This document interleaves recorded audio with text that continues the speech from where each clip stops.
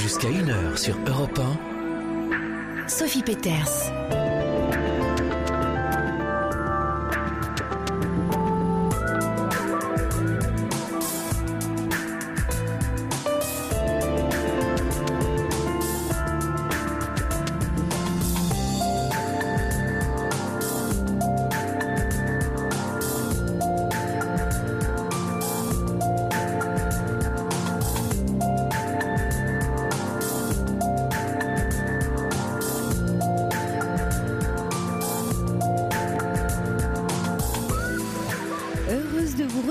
Comme chaque fin de semaine dans cette libre antenne, avec un sentiment qui domine et que sans doute vous partagez avec moi, ce moment où la semaine accomplie de tant de tâches, des plus importantes et essentielles à celles qui nous paraissent insignifiantes, on se pose, on prend le temps d'une respiration.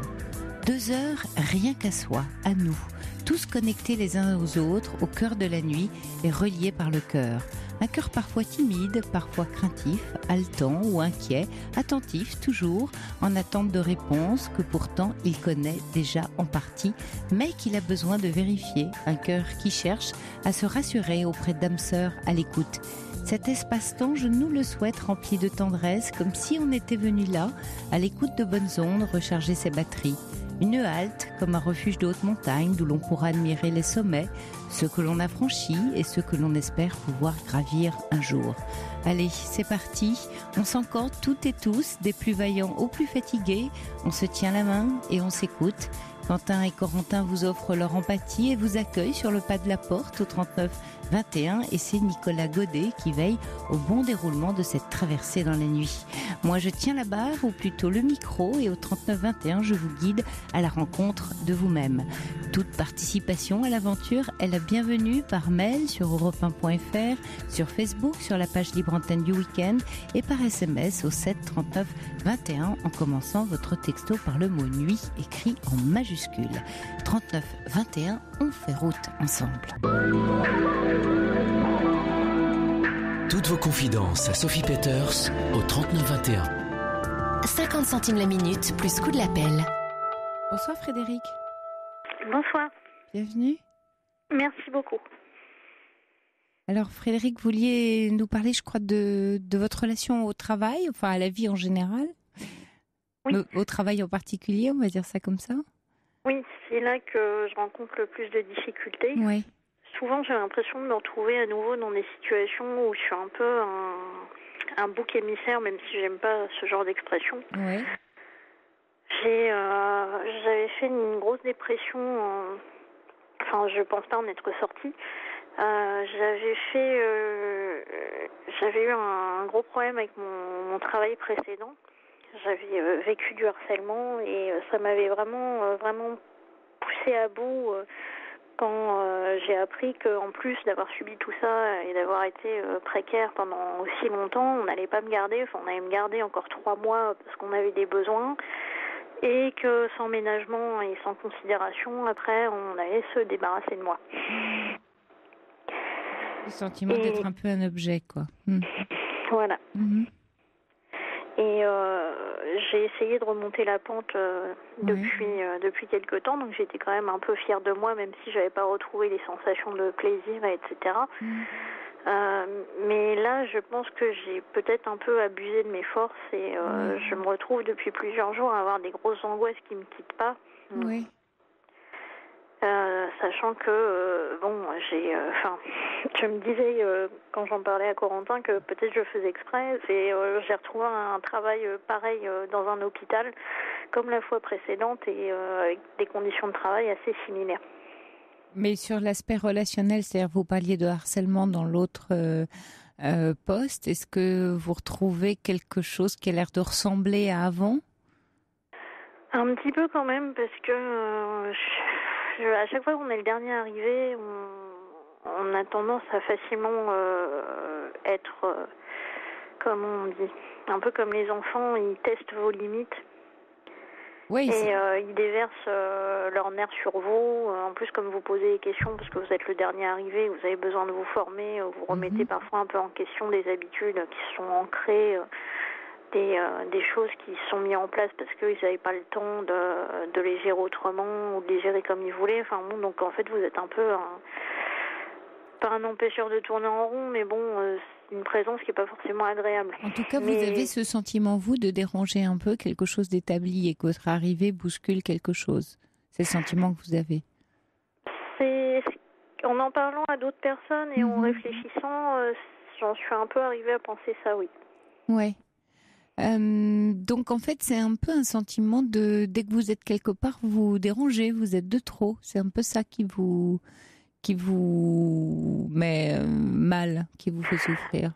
Ce qui me met surtout mal, c'est de me dire que je pourrais faire tous les efforts du monde, ça marcherait pas. Voilà. Ce serait quoi tous les efforts du monde? Alors, c'était lors de la réunion qui s'était assez mal passée, donc sur mon emploi précédent, la cadre qui n'avait pas dit grand-chose de la réunion avait dit ah mais tu pourrais leur apporter des fleurs, de toute façon ça marcherait pas. Et effectivement, ça m'est arrivé de leur apporter des fleurs puisque j'avais apporté du muguet pour le 1er mai. Et j'ai eu un pincement au cœur cette année parce que pareil, j'avais ramené du muguet et si certaines personnes m'ont remercié, les personnes les plus proches, dont la personne qui me forme, enfin qui me formait plutôt, m'a pas remercié du tout. Et c'est un détail, mais je veux dire dans le contexte, c'est vraiment il n'y a pas de bienveillance du tout. En tout cas, vous aviez une intention quand vous avez apporté vos fleurs, qui est celle d'être reconnue ou peut-être même de façon plus forte et plus intense à l'intérieur de vous, d'être aimée, d'être acceptée. Moi, j'avais apporté ça un peu par superstition parce que je pensais que ça nous porterait bonheur au service et à moi. Ouais. Est-ce que vous l'avez dit comme ça d'ailleurs? Non. Ouais. Parce que ça, c'est vous. Ça, c'est vous montrer vous. Parce que ce qui se passe souvent quand on a le sentiment de déranger, c'est que du coup, par conséquence, on se fait tout petit. Alors, vous prenez des initiatives, comme votre histoire de muguet, mais enfin, c'est un peu tendu avec une forme de timidité, parce que effectivement, cette peur de déranger vous freine. Du coup, c'est reçu comme qu'est-ce qu'on prend? On prend les fleurs avec votre timidité en plus. Et votre intention qui est belle et qui est là et qui est juste, elle est ni pas comprise ou pas accueillie. Et vous dites, c'est pas possible en fait. J'ai beau faire tous les efforts, ça marche pas. Parce que c'est pas tant l'effort que vous mettez, c'est que l'intention que vous avez, elle l'est pas dit, elle est pas montrée, elle est un peu cachée. Alors il y a le geste, effectivement. Puis après, chacun interprète le geste comme il veut. Mais vous aviez une très belle intention derrière. Quand vous me dites, c'était pour porter chance à notre service et pour apporter un peu de joie et un peu de bonnes énergies. Il y avait quelque chose qui n'appartient qu'à Frédéric dans cette intention-là. Mais j'ai été un peu persuadée que c'était un geste qui était facilement compréhensible, interprétable. Oui, alors ça, souvent, on pense que les autres vont nous comprendre ou vont saisir tout de suite ce qu'on ne dit pas. Et c'est bien de dire, ça facilite les relations, parce que sinon, on imagine, et on est déçu d'ailleurs après, que l'autre aurait dû comprendre ça, et parce que ça vous paraît à vous tellement évident. Vous, c'est évident, parce que c'est votre intention. Mais les autres, c'est les autres. Et il y en a plein de très, très différents de vous. Après, j'étais un peu aussi déçue parce que au début, j'ai un peu essayé de m'expliquer avec au moins la personne qui me coachait, mais pas dans le genre règlement de compte. Enfin, j'essayais juste de lui dire, je veux pas vous déranger, mais je suis quand même obligée de poser des questions et j'aimerais juste comprendre la manière la plus adéquate de vous les poser ou de faire. J'ai bien compris qu'on n'avait pas beaucoup le temps de me former dans ce service, mais ça reste quelque chose sur lequel on ne devrait pas rogner du temps. Donc j'ai essayé 1, 2, 3, 4 fois. Au bout d'un moment, on arrête parce que j'avais vraiment l'impression d'être face à une belle-mère. Pareil, j'ai l'impression que je pourrais essayer de faire tout un tas d'efforts, ce sera jamais suffisant. Et ça fait 1 mois que je suis en formation, je suis censée être en formation et au bout du 2e jour, je devais gérer ce qu'on appelle les paillasses. Je devais gérer le poste comme si j'étais une... je comprends. Ouais. Et c'est quand même assez gênant. Oui, mais là, Frédéric, vous parlez de votre besoin, qui est complètement légitime. Effectivement, vous avez le besoin d'être formé, mais la façon dont je vous entends l'exprimer à votre coach ou votre supérieur, c'est « je voudrais pas vous déranger, mais au fait, à propos, oubliez pas, faut que je sois formé, ce serait quand même normal d'eux ». Donc, il y a à la fois un aspect dans votre propos qui peut être senti comme la personne comme « oh, la barbe, elle revendique » ou « elle a qu'à faire ce qu'on lui demande » et qui peut être vite agacée. Alors qu'en fait, vous avez un réel besoin, et c'est ce besoin-là qu'il faut dire. C'est vous attendez de moi que je sois opérationnel, je le comprends tout à fait, c'est effectivement mon objectif, mais pour être opérationnel, moi j'ai absolument besoin de connaître les tenants et les aboutissants du poste, du fonctionnement du service. Et là, vous vous imposez, mais dans le bon sens du terme, c'est que vous prenez votre place. Quand vous dites « je veux pas déranger », vous tendez le bâton pour vous faire battre. Attention, Frédéric, parce que vous me dites vous avez vécu une situation de harcèlement dont le harcelé rencontre son harceleur.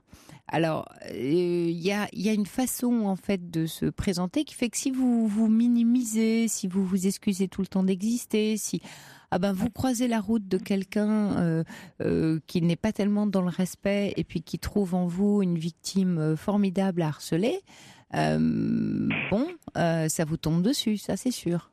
C'est clair. Mais j'ai pas de modèle pour faire autrement. J'entends ce que vous dites, oui. Mais c'est vraiment pas une évidence pour moi. Non, je comprends, ça s'apprend, bien sûr. Ouais. Donc je sais pas où je peux l'apprendre. Oui. Alors ça peut s'apprendre dans des méthodes de développement personnel, de communication, etc. Surtout, il y a quelque chose de beaucoup plus profond derrière qui parle de l'estime de vous, Frédéric. C'est quelle valeur je me donne, quelle place je me donne, qu'est-ce que j'estime qui a énormément de valeur en moi et que j'apporte dans ce service. Parce que sinon vous inversez la logique relationnelle qui est que on vous fait presque une fleur parce qu'on vous a donné un poste et que donc vite faut l'occuper et surtout faut pas déranger.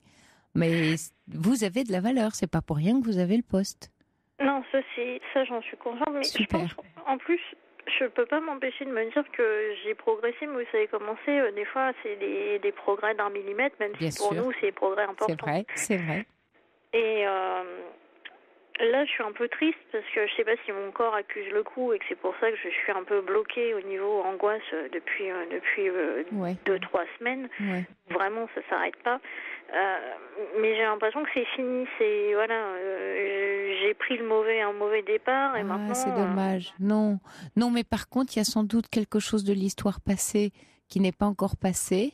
Et je pense que la peur qui vous étreint en ce moment, c'est la peur de la reproduction du schéma précédent, oui, qui a peut-être pas été tout à fait réparé, bien soigné pour vous. Et ça va un peu vite, parce que c'est très long de se remettre de ce genre de situation. Ça s'imprègne fortement dans le corps et dans le psychisme que ce que vous avez vécu. Donc, dès que vous voyez quelques petits signes avant-coureurs qui vous rappellent la situation de harcèlement précédente et donc de trauma, vous montez en tension et en angoisse, vous avez mal au ventre et vous n'arrivez plus à donner le meilleur de vous-même. Oui. Et vous retrouvez en difficulté du coup. C'est ça. C'est-à-dire on rencontre ce qu'on redoutait le plus, très souvent. Oui, oui. Mais est-ce que du temps, Frédéric, quel soin vous pouvez prendre pour vous-même ? Alors, en même temps, peut-être que le poids, je ne m'en rends pas compte, mais en tout cas, tous les temps de repos, tous les moments de vraiment mettre l'accent sur tout ce qui va vous donner de la ressource, va vous faire du bien. C'est très, très, très important, là, le soin de vous-même en ce moment. Oui, alors, bon, dans un sens, c'est pas tellement, je sais pas si c'est du soin. Comme j'étais donc en dépression, vraie dépression, à une époque, j'avais même envie de mourir, mais vraiment tout le temps. Enfin, c'était insupportable de vivre, vraiment. Même le sommeil, quelque part, était pas salvateur. Et le temps passant, j'ai tant bien que mal, la sensation est partie, mais n'est pas revenue. Enfin, il y a toujours un grand vide. N'est pas revenue la sensation de plaisir, de tout ça, de vie. Et ce qui fait que j'arrive pas vraiment à me faire plaisir, à savoir ce que je veux vraiment. En plus, je désespère un peu que ça revienne parce que je sais bien que ça prend du temps, mais en plus dans la littérature, parfois on a l'impression que non, mais les dépressions, c'est pas obligé de guérir. Ah bon, c'est un peu déprimant. Oui. Non, il n'y a pas, voilà, là-dessus, même dans toute littérature, il n'y a pas quelque chose de déterminé parce que chaque histoire est singulière. Ce qui est certain, c'est vrai qu'il y a ce facteur temps qui est important. Le plaisir, la source du plaisir, il vient quand quelque chose est apaisé et puis quand la confiance, l'estime, j'allais dire, tous les compteurs sont au vert. Vous, les vôtres sont partis depuis le rouge, donc ont un peu de mal à remonter dans le vert. Mais c'est plutôt trouver la route qui mène à ce plaisir-là. C'est-à-dire, est-ce que vous connaissez, vous, vos propres chemins d'accéder vous-même à ce plaisir dans le travail, ou est-ce que ce chemin-là dépend des autres ? Je pense effectivement qu'il dépend pas mal des autres. Eh oui. Et c'est là que le travail, quelquefois, se transforme rapidement en souffrance. C'est quand notre plaisir de travailler, de faire les choses, d'être dans une action, quelle qu'elle soit, dépend entièrement soit de la performance reçue ou vécue de la part des autres ou du système, ou du regard des autres, comme quoi on est un bon professionnel. Là, Frédéric, ce qui va vous aider, c'est de vous connecter. Alors, je ne sais pas, au plaisir que vous avez d'être dans le milieu peut-être dans lequel vous travaillez, qui est quelque chose qui vous parle, qui fait sens pour vous, c'est-à-dire toutes les zones de sens dans le métier, dans les tâches, dans le lieu, tout ça, c'est votre connexion rien qu'à vous. Et celle-là, ça, c'est un trésor à chérir et à travailler sans cesse pour que ce plaisir-là de travailler ne vous quitte pas et vous sentiez beaucoup moins la pression extérieure. Parce que le travail, ça reste un monde contraint, ça reste un monde de fait, de pression, où la performance est attendue, où on se doit de faire des choses. Donc, en soi, on est effectivement dans quelque chose qui est un peu contraignant. Mais la seule façon de se mettre de la liberté dans cette contrainte, elle est à l'intérieur de soi, dans le sens qu'on met dans ce qu'on fait, ou de l'endroit où on se trouve. C'est sûr que... Enfin, je sais que je suis pas toute seule dans ce cas-là, et ça me rend encore plus triste. Mais... bon, alors, je ne sais pas si j'ai précisé, mais je travaille en hôpital. Oui, et vous avez raison qu'en ce moment à l'hôpital, le personnel de soins vit des choses très difficiles. Donc effectivement, vous êtes peut-être une hypersensible, très sensible aussi au moral des troupes, enfin à l'environnement. Oui, ça joue. Et puis, bon, c'est d'autant plus pas malvenu, mais ça trouve encore moins sa place dans le sens où, comme vous dites, parfois en face de nous, on rencontre des personnes qui sont un peu à la recherche d'une victime et qui, en plus, sont d'autant plus résistantes qu'elles ont des biais pas très sains qui leur permet de se maintenir. Trouver une niche. Exactement, de trouver une niche, c'est bien dit. Ouais. Mais c'est vrai que, je le sais pertinemment et c'est désespérant de me dire qu'à chaque fois qu'il y a quelqu'un comme ça, c'est pour moi. Oui, mais alors là, vous créez presque une malédiction. Vous savez, c'est la prophétie autoréalisatrice. C'est pour moi et c'est sur moi que ça va tomber. Attention, parce que nos pensées sont des énergies et avec nos pensées, on attire ce qu'on redoute. Donc quand vous êtes là-dedans, vous êtes dans cette prophétie autoréalisatrice et ça va être pour moi. Et de fait, ça l'est. Mais d'un autre côté, à chaque fois que je recommence une nouvelle expérience, naïvement, j'ai un peu foi de me dire mais c'est pas obligé que ça se passe de la même façon, etc. C'est un peu paradoxal, mais. Ouais. Alors, c'est pas obligé à quelles conditions ? Mettez des conditions dans ces cas-là. Vous voyez, c'est vrai, c'est pas obligé à quelles conditions de ma part ? Qu'est-ce que je vais mettre de moi qui va faire que justement, je vais renverser la tendance ? Parce que tout simplement, je me rends bien compte qu'il faudrait que je me fasse plus respecter, mais c'est d'une part quelque chose que je ne sais pas trop faire, et en plus, c'est une situation précaire, donc un peu par définition, c'est difficile de mettre ça en place dès le début. C'est pas impossible, je pense, mais c'est pour ça que je disais, je suis pas la seule dans ce problème-là, et en général, justement, les employeurs en jouent de précariser les gens, parce qu'ils savent très bien comme ça, ils sont d'autant plus manipulables. Oui. Et en même temps, dans ce que vous dites, Frédéric, c'est que vous parliez de respect et de se faire respecter des autres. On se fait respecter des autres quand on se respecte soi-même. Ça passe de l'intérieur vers l'extérieur et pas de l'extérieur vers l'intérieur. Vous voyez, le mouvement est à l'inverse. Donc, plus vous allez être dans le respect de qui vous êtes, de vos compétences, de votre envie d'apprendre, de votre plaisir au travail, plus vous allez être dans ce respect-là, plus en face, ça va se sentir. Et c'est ça que les gens vont respecter. Ce qu'ils respectent, c'est ce qu'ils voient, c'est ce qu'ils sentent, c'est ce qui est donné. Voilà, on respecte pas obtenir le respect. Il arrive dans une situation parce qu'on occupe une place qui parce qu'on est dans ce respect-là de la place qu'on occupe impose entre guillemets d'une certaine manière le respect. Alors il y a René qui demande, est-ce que vous vous êtes déjà senti bouc émissaire avant d'entrer dans la vie active, et que c'est quelque chose qui d'ailleurs parle de votre enfance, de votre place dans la famille, parce que le travail a ceci de particulier, d'ailleurs un peu comme l'amour, ce sont les deux endroits où on se retrouve très en connexion avec soi, enfin très confronté à soi. Est-ce que dans la fratrie, votre histoire de famille, il y a quelque chose qui ressemble à ce que vous vivez au travail? Oui. Et souvent, c'est le cas. Mais c'est malheureux, voire agaçant de se dire que c'est aussi simple que ça. Ah, parce que arrivé à un certain moment, quand j'ai commencé ma vie de jeune adulte, je me suis dit c'est bien, c'est derrière moi, oui, je tous comprends. les possibles sont devant moi. Et c'est fini, j'ai quitté cet environnement familial, je vais pouvoir m'exprimer. Et d'un côté de me dire, j'ai réussi à surmonter ça puisque j'avais pris sur moi, mais le terme c'est bien ça, c'était pris sur moi, j'avais pas forcément dépassé ça. Et des années après, on comprend pas, on se dit mais je comprends. Enfin au début on se dit c'est problème une, deux fois, c'est un hasard, et puis après on se dit mais pourquoi je comprends pas, et après on comprend et on comprend difficilement, mais une fois qu'on a compris, encore plus démuni de se dire comment je vais faire maintenant. On a l'impression qu'on doit recommencer tout depuis le début, alors que déjà le début était suffisamment difficile comme ça. Alors rien n'est perdu en fait. C'est que si vous n'avez pas perdu en cours de route et du coup il faudrait recommencer quelque chose.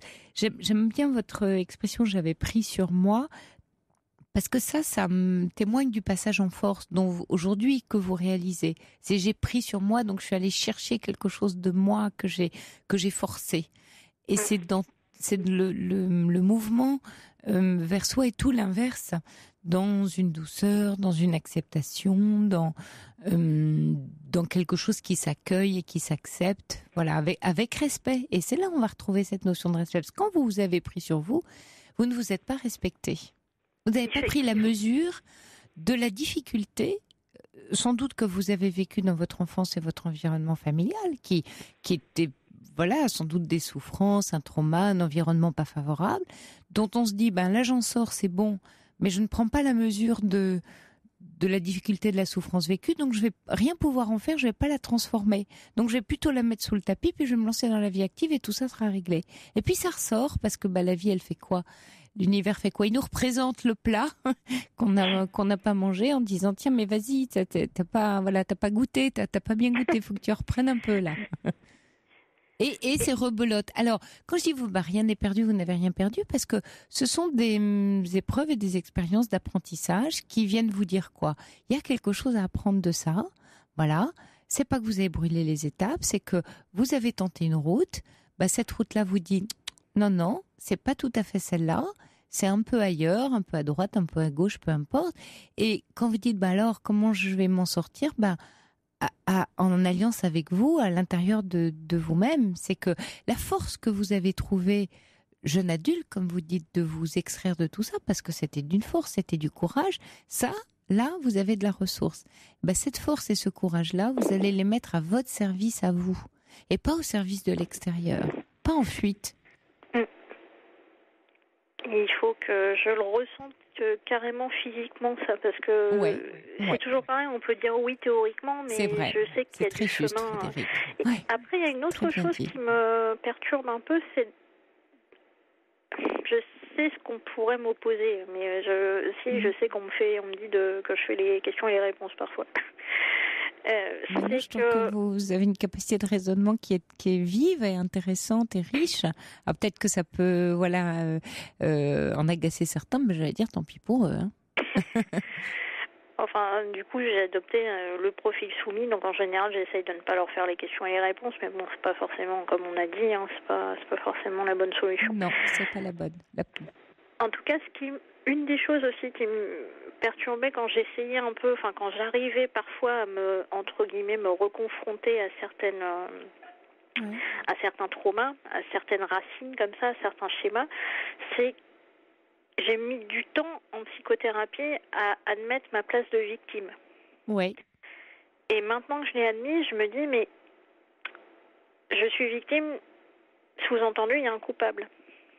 Et il y a eu souvent des coupables, qu'il ne faut pas se leurrer. Enfin, moi, je n'aime pas du tout les lieux communs qui disent « Ah, mais c'est 50-50 »,« Ah, mais non, mais c'est la faute de personne »,« Ah, mais non, il ne faut pas voir ça comme ça ». C'est pas ce qu'on m'a opposé, mais j'ai pu l'entendre dans d'autres cas, et c'est tout aussi douloureux. Mais souvent, enfin, tout le temps d'ailleurs, les coupables en question, notamment une personne de ma famille que j'ai en tête, qui a été un peu... je dirais une source de tous ces soucis, bon, même si ça paraît un peu, c'est bien évidemment, c'est pas objectif, c'est mon point de vue. Hein. Mais qu'est-ce que j'en fais de ces gens-là ? Ça m'est vraiment difficile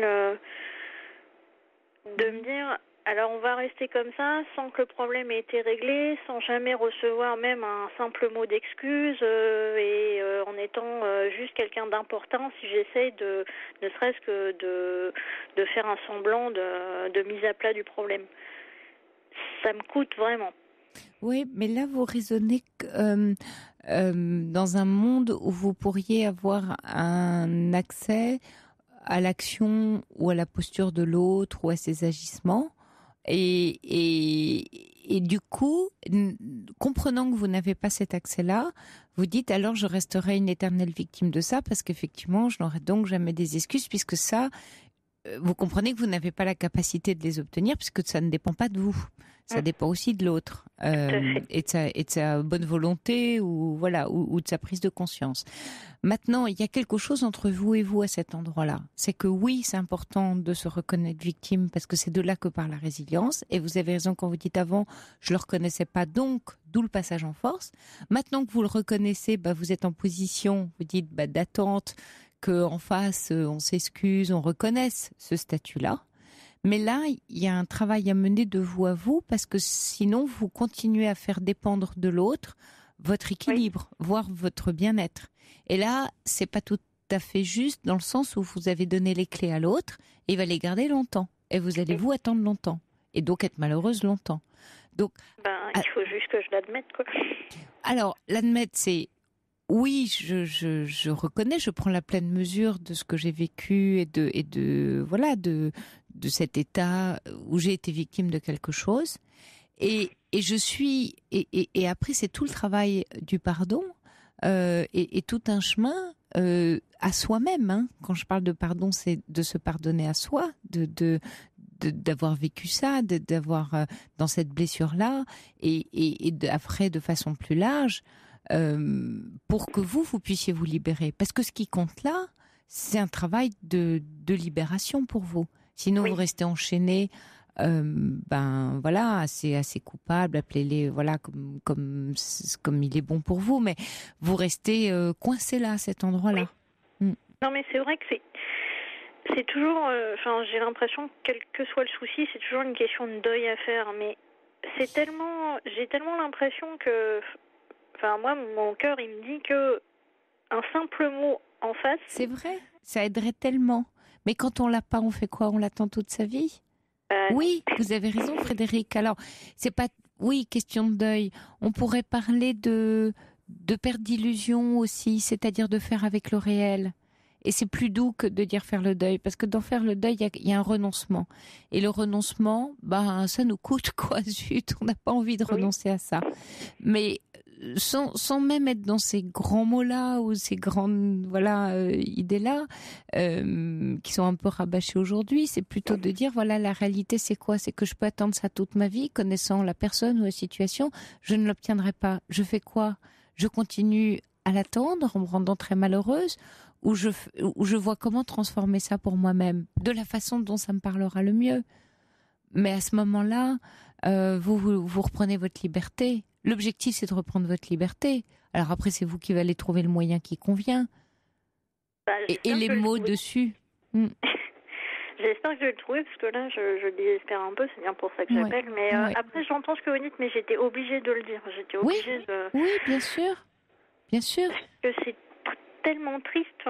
Oui, moi, mais j'ai c'est toujours vrai. très naïvement pensé que... Excusez-moi.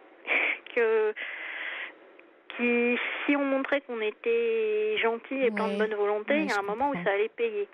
Oui. Ça peut, mais quelquefois pas. Et quand ça paye pas, on prend la mesure de ce qui ne fonctionne pas. Et c'est un peu l'intelligence du terrain, vous voyez, c'est faire avec le réel. Mais intelligence de cœur, là dont je parle, du terrain dans lequel on se trouve. Et l'intelligence de son propre cœur. Parce que votre cœur, lui, sait. Donc, faites-lui un peu confiance parce que... Oui. Mais je pense que là-dessus, au moins, j'ai un petit peu progressé parce que j'ai l'impression d'entrevoir un peu un horizon où je me dis, bon, au moins, essaye de te rappeler, essaye de te faire confiance et c'était un bon début. Ouais.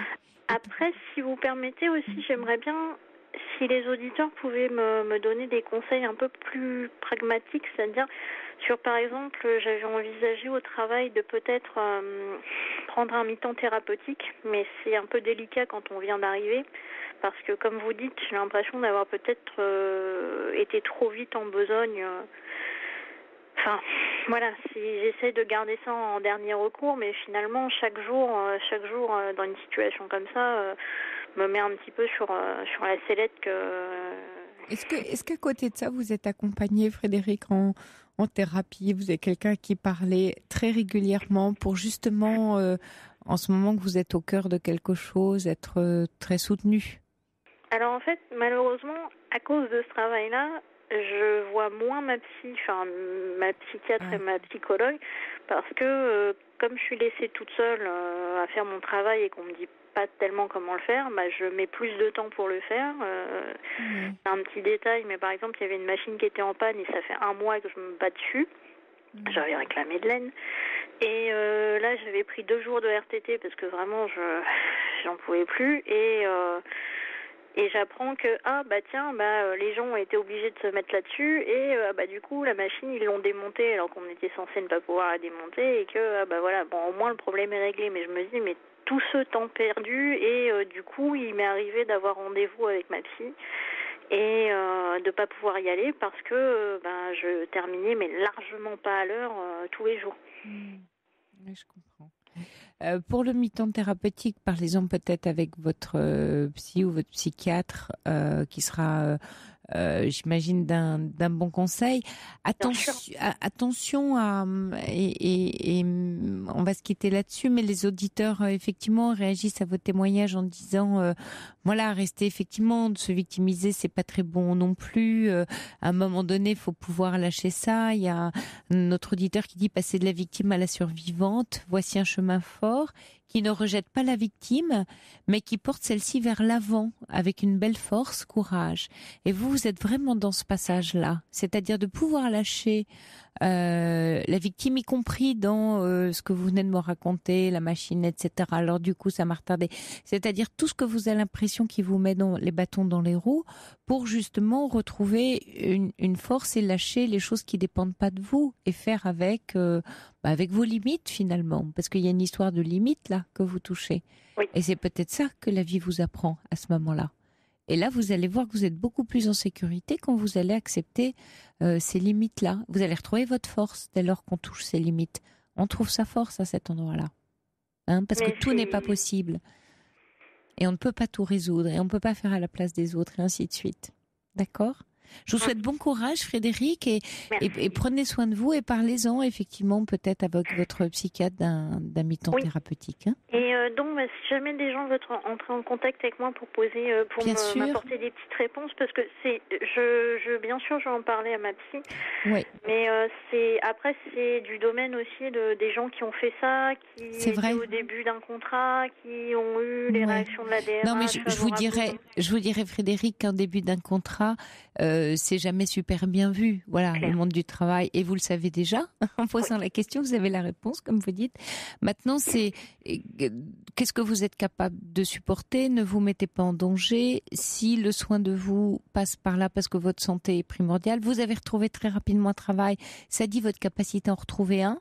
Ça dit peut-être aussi avoir les conditions de lâcher celui-là et d'attendre de pouvoir vous restaurer. C'est vous qui allez trouver vos moyens. Parce que la réponse est vraiment à l'intérieur de vous. Et que, comme vous dites, vous avez les questions, mais vous avez aussi une partie des réponses. Donc, écoutez ces réponses-là. D'accord. Et faites-vous confiance parce que, vous avez cette vraie capacité de raisonnement. Il y a Babette qui dit « Merci pour ce témoignage. Moi aussi, je vais essayer d'écouter mon cœur. » Il y a Isa de Toulouse qui dit « Voilà, c'était enrichissant et constructif. Ça me permet de voir certaines choses différemment. » Je suis vraiment contente que ça ait pu aider un peu les gens. C'est vraiment ce que je souhaite dans mon travail et en dehors du travail. Donc vous voyez Frédéric, vous êtes écouté, vous avez été écouté ce soir, vous avez créé du respect parce que vous avez fait quoi? Vous vous êtes livré, vous avez dit qui vous étiez et vous entendez là l'accueil des auditeurs. Gardez ça pour votre travail, d'accord? Très bien. Merci à vous Frédéric. Merci également. À vous. Au revoir. Au revoir. Bonsoir Stéphanie. Allô ? Oui, bonsoir Stéphanie, vous êtes à l'antenne d'Europe 1. Bonsoir. Oui, bonsoir Sophie. Alors je sais qu'il fait jour chez vous, qu'il y a peut-être le soleil d'ailleurs. Hein, oui, on n'est pas sur le même fuseau horaire. Oui, vous êtes aux États-Unis, sur la côte ouest, c'est ça ? Voilà, c'est ça, à côté de San Francisco, dans la Silicon Valley. Formidable. Ça fait rêver. On a un beau ciel bleu aujourd'hui. Vous avez un beau ciel bleu. Bon. Nous, on en l'aura peut-être demain, mais c'est pas garanti. Hein. Alors Stéphanie, vous vouliez me parler de la relation que vous avez avec votre ami, votre compagnon, hein ? Oui, voilà. Oui. Donc, on s'est rencontrés l'année dernière au mois de juillet et on a commencé à sortir ensemble au mois d'octobre. Et j'ai cassé la relation fin janvier cette année et on est retournés ensemble il y a à peu près début avril. Donc ça fait un peu plus d'un mois. Et moi j'ai commencé une thérapie au mois de février. J'ai par rapport à ce que me dit ma thérapeute, en fait je rentre dans le spectre du borderline au niveau de personnalité. Et lui, il est Asperger. Donc en fait, on est vraiment tous les deux à des opposés. C'est-à-dire que moi, je suis l'extrême du cerveau féminin, il est l'extrême du cerveau masculin. Et donc c'est très difficile parce qu'il ne communique pas, il n'exprime pas l'amour. Il est tout le temps dans le rationnel. Et moi, je fais un gros travail sur moi pour être dans le rationnel et pas dans mes émotions. Parce que j'ai tendance à être dans mes émotions beaucoup trop et donc vous êtes bien trouvés alors. Chacun a travaillé une partie sur soi que l'autre lui apporte, si je comprends bien. Lui à apprendre. Mais lui, il est diagnostiqué Asperger ou vous dites que non, lui il s'est fait un self-diagnostic, mais c'est vrai que quand on lit les critères de l'Asperger, il est. Ouais. Je pense que s'il voyait un psychologue, il serait assez facilement diagnostiqué comme Asperger. C'est-à-dire du mal, en fait, à mettre des mots sur ses émotions, très peu d'empathie et également... Oui. D'accord. Et quand il arrive à capter une émotion, c'est quelque chose qu'il a appris, c'est pas quelque chose qu'il ressent. C'est ça, les Asperger. Oui, en fait, quand il rencontre les gens, il va analyser tout ce qu'ils vont dire. Exact. Il va pas pouvoir avoir de plus au niveau de voir si les gens ont l'air heureux ou pas. Il voit pas du tout. Je sais que début janvier, je lui ai demandé qu'est-ce qu'il ressentait pour moi. Et il m'a dit, je comprends pas la question. Sois plus clair. Et pour moi, c'est une question très simple et très claire et très directe. Et, mais là, vous le mettez en difficulté parce que lui, il n'a pas la capacité. Alors, c'est quand même important cette histoire de diagnostic Parce que si vous voulez, voilà, s'il est réellement diagnostiqué, c'est qu'il y a vraiment des capacités alors qu'il va pouvoir peut-être un peu développer, mais qui vont être quand même très difficiles pour lui à développer, ou alors c'est juste une étiquette que vous avez posée sur des comportements ou qu'il a posé, et ça c'est encore autre chose. Mais ce serait quand même, voilà, j'attire votre attention là-dessus parce que c'est pas rien dans le sens où ça veut pas dire effectivement qu'on enferme les gens en case, mais ça permet, s'il y a un diagnostic précis, de voir ce qu'il est possible de faire, mais on saura qu'il y aura des éléments qui resteront toujours quasi impossibles. Voilà. Donc c'est important. Oui. C'est pas anodin. Oui. Voilà. C'est pareil quand votre thérapeute, bon, c'est toujours un peu embêtant j'allais dire, de mettre comme ça, parce que borderline, on touche à la psychopathologie. Or, j'ai l'impression que voilà, que vous avez une vie, que vous fonctionnez, donc vous avez peut-être une tendance, c'est peut-être un profil que vous avez plus que de l'ordre de la psychopathologie. Oui, en fait, je pense que quand je suis en période d'angoisse et de gros stress, je suis d'accord que c'est vrai que... Vous jouez avec les limites, c'est ça, le borderline. Voilà. Vous testez les limites. Ouais. D'accord. Oui. Ça veut dire que vous faites exploser les cadres et que vous pouvez partir comme ça, prendre des décisions tout d'un coup. Ouais. Oui, en fait, très impulsive. Quand j'ai décidé de quitter, c'était après une grosse colère et je pouvais plus du tout dealer avec mes émotions et j'étais obligée de rejeter, et je savais très bien ce que ça allait lui faire. C'était vraiment pas la chose à faire, et on est revenus ensemble. Mais en fait, donc en fait, depuis qu'on est revenus ensemble, en fait, avant, quand on était ensemble, les premiers mois, on était frustrés beaucoup tous les deux. Et maintenant, en fait, ce qui s'est passé, j'ai essayé de faire des choses très simples et je pense pas avoir fait la bonne chose. C'est que je lui ai simplement demandé qu'est-ce qui te manque, quelles étaient les bonnes choses que tu avais avec moi, qu'est-ce qui te manque. Oui. Et comme un Asperger est très honnête, c'est des gens qui ne mentent pas, qui ne manipulent pas et qui disent ce qu'ils pensent, ils disent la vérité. Et il m'a répondu le sexe et les crêpes. Donc je lui ai dit écoute, on va faire ça. Et donc on se voit régulièrement et donc il n'y a aucun stress, aucune tension parce qu'il n'y a pas d'attente, il n'y a pas de demande mais on passe des super bons moments et c'est vrai que du coup au niveau du sexe il est vachement plus détendu qu'il l'était avant, donc c'est très bien, mais c'est vrai que j'ai pas envie de passer ma vie avec quelqu'un qui veut du sexe et des crêpes, quoi. Donc j'essaie d'être dans le présent, mais aussi j'essaie de penser à moi et à me dire comment on peut faire, est-ce qu'on peut vraiment, qu'en fait je suis perdue, quoi, parce que tout est possible et en même temps il y a des choses qui ne vont pas changer. J'essaie de rester dans la réalité et je sais pas comment faire, je sais pas par quoi commencer parce que j'ai pas envie d'angoisser et j'ai pas envie de commencer à retourner dans une spirale où tous les deux on est mal parce qu'on a des demandes qui sont tellement différentes, mais en même temps je sais qu'il aime être avec moi parce que j'ai une belle vie sociale, je suis quelqu'un qui aime sortir, j'ai tout le temps du monde à la maison et même si il est Asperger et qu'il a beaucoup de mal socialement, en fait il aime être là même si c'est pas le centre du donc on est complémentaires de ce côté-là. Ouais. Et je vois beaucoup, où on habite ici, il y a beaucoup d'Asperger et de petits génies comme ça qui sont très très bons dans la technologie et qui sont à fond dans leur truc. Et en fait, je les vois, ils sont tous mariés avec des filles qui sont plus ou moins extraverties comme moi, parce que je pense que ça apporte un équilibre. Ça fait la complémentarité. Bon, vous savez, Stéphanie, on va se quitter juste quelques minutes pour le journal, et puis on essaye de voir juste après le journal l'étendue des possibles ensemble. Donc ne quittez pas, on se retrouve dans quelques instants. À tout de suite. Jusqu'à 1h sur Europe 1. Sophie Peeters.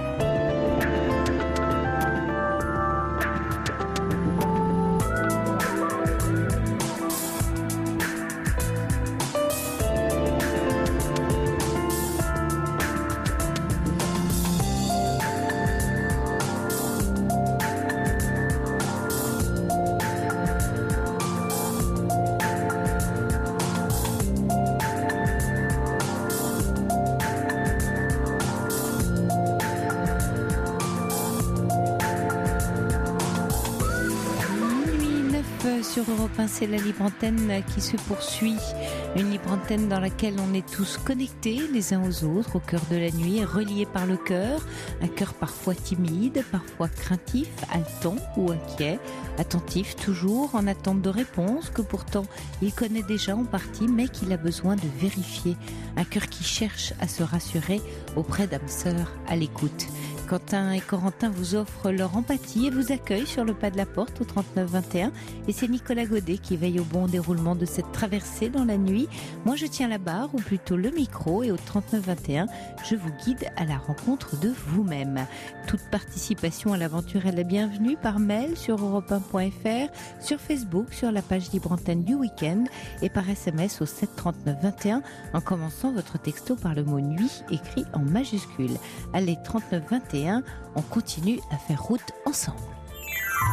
Europe 1, Sophie Peters. Rebonsoir Stéphanie. Vous êtes à l'écoute. Oui, voilà, vous nous appelez de la côte ouest des États-Unis, de la Silicon Valley. Vous nous parliez juste avant le journal de la relation avec votre compagnon qui, dites-vous, être Asperger. Et vous-même, voilà, votre psy vous a dit que vous étiez un peu borderline et vous me demandiez comment on va faire route ensemble, justement, comment on va tenir la distance, sachant que en ce moment, en tout cas, après un épisode où la relation s'est arrêtée, ça a repris et ça se passe donc plutôt bien. C'est ce que vous nous disiez. Mais vous dites, tout est possible et en même temps, tout n'est pas possible. Donc, qu'est-ce qu'on va faire? Alors, ce que je vous disais juste avant le journal, c'est que, déjà, on se rencontre jamais par hasard, mais surtout, vous êtes un couple finalement assez bien assorti puisque très complémentaire, où chacun a à apprendre de l'autre. Et la question se situe exactement à cet endroit-là, c'est qu'est-ce qu'il vous apprend, qu'est-ce que vous pensez qu'il vous apprend ou qu'il peut vous apprendre, qu'est-ce que vous allez apprendre avec lui? Et lui, bien sûr, après, ce sera sa question à lui, mais vous, en l'occurrence, là, vous diriez quoi de cette question-là? Qu'est-ce que vous répondriez? En fait, qu'est-ce qu'il m'apprend? Il m'apprend que, en fait, il analyse tout, il prépare tout. Par exemple, j'ai eu un accident de moto ce week-end et quand je lui ai dit sa réponse, au lieu de me dire « Ah, mais ma pauvre, est-ce que ça va ?» Il m'a dit tu vois, je t'avais dit qu'il fallait que tu achètes les bons habits et les bonnes protections pour pas que tu te fasses mal. » Et il avait raison. Mais c'est vrai que il est toujours dans le raisonnement de tout ce qui est pratique, de toujours être préparé avec la technologie ou dans tout ce qu'on fait. Par exemple, si on prend la route pour aller quelque part, il va préparer la route et voir quelles sont les meilleures routes à partir, etc. Et moi, je suis vraiment le contraire. Et alors, est-ce que du coup, ça vous, par exemple, le fait qu'il prépare la route, etc., est-ce que c'est quelque chose qui vous rassure? Parce que vous dites, moi, je suis... Oui. D'accord. Oui, complètement, parce que j'ai pas besoin de le faire et je n'aime pas faire ça. Ouais. Donc ça me rassure, oui. D'accord. Ouais. Donc... C'est une relation qui me rassure parce que je sais qu'il n'y a pas de mensonge, que même si c'est pas forcément ce que je veux, au moins si je sais que c'est ce que j'ai, c'est là, c'est vrai, quoi. Et c'est des gens qui sont aussi très stables. Qui sont stables, oui. Très stables. Et alors, du coup, vous qui êtes monté, faites les montagnes russes un peu, émotionnellement, sans doute, est-ce que vous avez l'impression que ce qui vous apporte, c'est une certaine forme de stabilité sur le plan émotionnel? Oui. D'accord. Complètement. Donc vous diriez qu'il vous apporte ça, cette sécurité, cette stabilité sur laquelle vous pouvez vous poser à cet endroit-là. Oui, mais bon, en ce moment, j'ai du mal à me poser parce qu'en fait, je suis complètement dans le doute.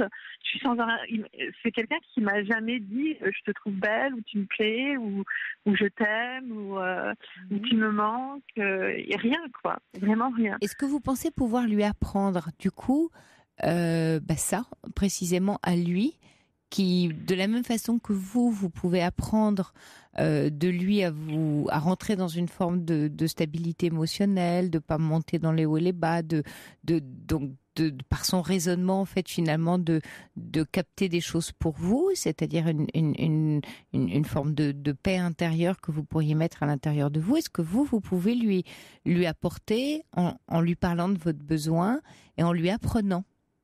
Parce que chacun a à apprendre de l'autre. Ouais. Oui, Alors, il me dit qu'il va faire des efforts parce que c'est arrivé où on a parlé, on s'est posé, je lui ai dit voilà. Et en fait, sa réponse, c'est quelque chose que je ne peux pas donner et je vois que tu en as besoin et tu pourras pas être heureuse avec moi.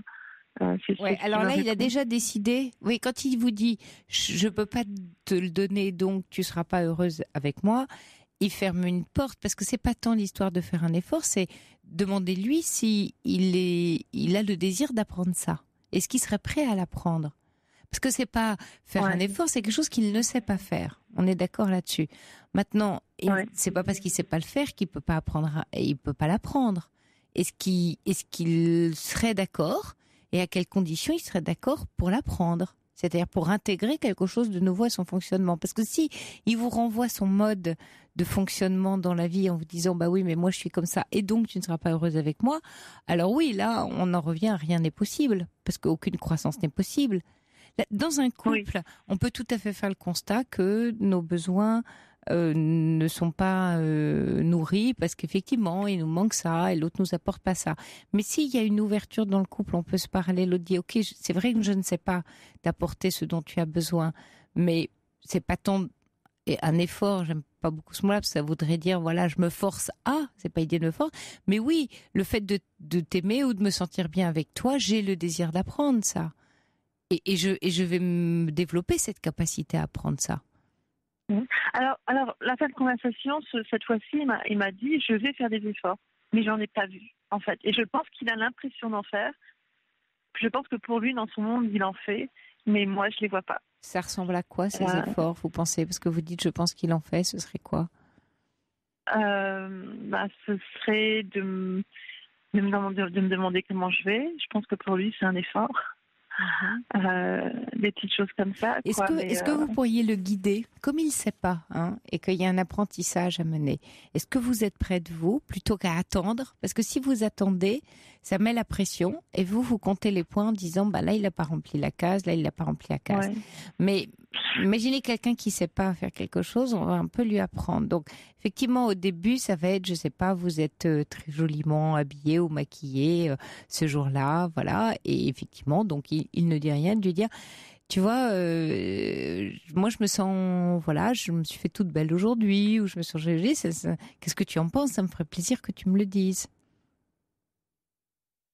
Est-ce que là vous avez l'impression, vous avez l'impression du coup que... J'ai commencé à le faire et j'ai arrêté de le faire parce que un jour je lui ai dit mais si moi je te disais jamais que je t'aime et que je te trouve beau et tous ces compliments-là, est-ce que ça te manquerait si je te disais jamais rien? Parce que je voulais qu'il se mette un peu à ma place. Et il m'a dit non, ça me manquerait pas. Il peut pas se mettre à votre place parce que justement là, j'allais dire la case qui lui manque, et c'est une case de l'empathie. Donc c'est se mettre à la place de l'autre. Par contre, comme il est très intelligent, avec une certaine forme, on va dire, de sensibilité, il est complètement capable d'apprendre. Et d'apprendre ce qui vous fait plaisir. Et ça, il a à l'apprendre. C'est pas se mettre à votre place, c'est plutôt apprendre qu'est-ce qui vous ferait du bien. Et ça, il a tout à fait la capacité de l'apprendre. Mais pour ça, faut passer par la case, c'est vous qui allez lui apprendre. Alors, est-ce que vous estimez que du coup, parce que quelquefois ça arrive en tant que femme, on se dit, bah oui, ça a moins de valeur parce que je lui ai appris. Je lui ai dit que j'aimais les fleurs, alors maintenant il m'en offre, mais ça n'a pas de valeur parce qu'il aurait quand même pu s'imaginer que j'aimais les fleurs et le deviner. Ben oui, mais quelquefois, voilà, dans un couple, on a à apprendre ce qui compte pour soi. De la même façon qu'il vous a répondu quand vous lui avez posé la question des besoins, bah dites-lui, voilà, moi je voudrais aussi, tu m'as dit tes besoins et ça me va et je suis d'accord, voilà, pour te faire des crêpes, pour qu'on fasse l'amour, et moi voilà mes besoins. Et que tu me dises que tu me trouves belle ou que tu me demandes comment je vais. Et est-ce que tu es d'accord? Est-ce que ça te paraît compliqué? Qu'est-ce qui te manque pour arriver à faire ça, etc. Oui, non, c'est vrai que je pourrais, parce que par exemple, c'est tout le temps moi qui lui envoie un message pour lui dire tiens, est-ce qu'on se voit ce soir ou demain? C'est toujours moi qui initie. Et c'est vrai que j'ai l'impression d'être dans une relation où je suis seule, où si ça vient pas de moi, ça va pas se passer. Et donc c'est vrai que du coup ça me met plein de doutes. Je sais qu'il ne fera jamais la cour, Et c'est vrai que c'est des choses qui manquent parce que c'est important et c'est agréable. Mais le fait d'être toujours celle qui initie, alors c'est vrai, je pourrais lui apprendre aussi. Et je vais essayer parce que je l'aime et j'ai envie d'aller de faire du mieux que je peux pour qu'on puisse y arriver. Mais en même temps, il y a une part de moi qui est frustrée parce que c'est vrai. Mais ça, ce sera toujours. Oui, mais Stéphanie, ça, quelle que soit la relation que vous aurez, vous rencontrerez alors d'autres types de frustrations, mais une relation ne nous comble jamais à 100%. Donc on fait effectivement, et ça c'est le lot de la vie adulte, mais qu'on apprend très tôt dans l'enfance, qui est cette frustration.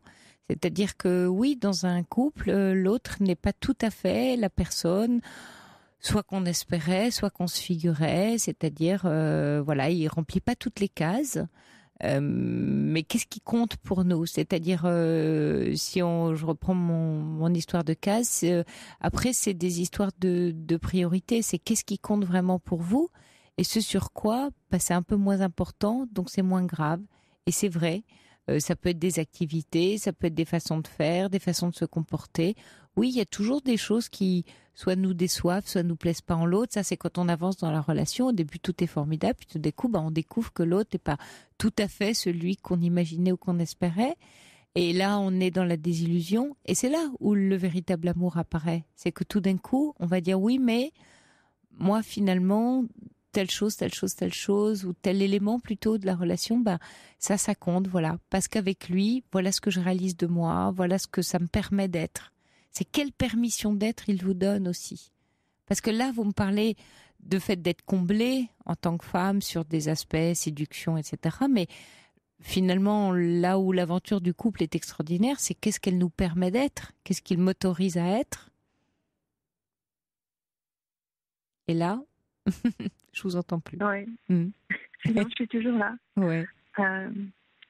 Ouais, oui, non, c'est vrai, hein, je suis d'accord avec vous, l'aspect séduction, il me fait pas la cour, etc. Mais est-ce que vous êtes prête à, j'allais dire presque à renoncer ou à vivre avec un peu cette frustration-là au nom de quelque chose qui a beaucoup plus d'importance pour vous et de la femme qu'il vous permet d'être à ses côtés ? Ou non, alors, non. Voilà. Est-ce que ce serait ça, comme il m'a jamais dit je t'aime, et que, bon, je sais en même temps qu'il y a même à un moment donné, je me suis dit, comme il m'en parle, il ne me dit pas je t'aime. Donc ça veut dire qu'il m'aime pas, mais il est avec moi quand même, quoi. Il y a des moments où je me dis, il est avec moi parce que je lui apporte des choses sympas, etc. Mais en fait, il m'aime pas, vu qu'il ne le dit pas. Et il va pas me dire je t'aime pas parce que c'est pas gentil. C'est un peu aussi avec quoi je dis. Ouais. Ou alors je me dis, alors il faut que je fasse Manitou, il faut que je m'imagine comment j'aimerais qu'il soit. Et je me dis, il est fou de moi, même s'il ne le dit pas, il faut que je me le dise sans arrêt qu'il est fou de moi. Oui, c'est plutôt à quel signe vous comprenez qu'il vous aime, parce qu'il va fonctionner par signe ou plutôt par action. Comme dit un auditeur, ce sont des hommes de grande pudeur affective qui aiment sans en montrer les signes attendus. Il faut faire avec et apprendre à les comprendre. Et c'est vrai que c'est ça le chemin, voilà, que vous pouvez faire. Et quelquefois, oui, il y a des hommes qui disent pas, mais dont on sent un attachement, par exemple. Quel est l'ordre du ressenti que vous avez? Et puis il y a Lily qui envoie un message en disant qu'il faut voir le film Le goût des merveilles avec Virginie Efira, qui tombe progressivement amoureuse d'un autre Asperger. Vous l'avez vu, ce film? On m'en a parlé, en fait, je l'ai pas trouvé, il n'est pas disponible, je le suis en fait. D'accord. Mais je vais en France au mois de juin, donc je pense que je pourrais le regarder. Oui. Et puis il y a un auditeur qui dit, quand vous vous êtes connus, il a bien fallu que vous lui plaisiez, l'attiriez, qu'il vous prouve quelque chose pour que vous soyez ensemble. C'est juste ça? Oui. Oui. Vrai. Donc mais vous l'avez séduit. Quand je l'ai connu, il a été très sincère. En fait, j'ai 50 plus que lui. Ouais. J'ai 43, il a 38 ans. Et il m'a dit, mais tu sais, moi, je cherche une femme avec qui je pourrais avoir des enfants. Et moi, j'ai un fils de 18 ans. Donc c'est probablement pas à mon âge, quoi. Je pense que c'est fini. Et donc, j'étais pas forcément ce qu'il voulait. Et en même temps qu'il me le dise directement, j'ai toujours apprécié son honnêteté. Je trouve ça, c'est vraiment un cadeau, quoi. Le fait qu'il m'ait dit qu'il était Asperger le premier jour, c'est aussi un cadeau. Je trouve ça vraiment beau, quoi, qu'il me parle de toutes ses souffrances, de toute son anxiété. Quoi, ça m'a vraiment touchée. C'est quelqu'un qui me touche. Vous êtes très émue quand vous le dites, Stéphanie. Il y a des choses qui ne sont pas évidentes. Oui. C'est important, là, ce que vous êtes en train de dire et même d'éprouver, c'est-à-dire l'émotion que vous avez quand vous parlez de lui. Cet homme, il vient vous toucher au cœur, il vient toucher quelque chose de très profond en vous. Et quand vous me parlez de vos frustrations, vous me parlez plutôt de quelque chose en surface. Vous voyez comme il est important à l'intérieur, très en profondeur. Oui. En fait, là où il vous satisfait pas, où il vous dérange, est à la surface de votre être. Mais quand tout d'un coup, vous rentrez en profondeur, ressentez toute cette émotion qui vient. Vous me dites, voilà, il me touche, il a une honnêteté. Donc, je ne sais pas quelles sont les histoires que vous avez vécues précédemment, mais c'est important aussi peut-être que vous regardiez votre chemin, là, à 45 ans. Cet homme, il vient à ce moment-là de votre vie. Qu'est-ce qu'il vient vous dire? Qu'est-ce qu'il vient vous faire éprouver?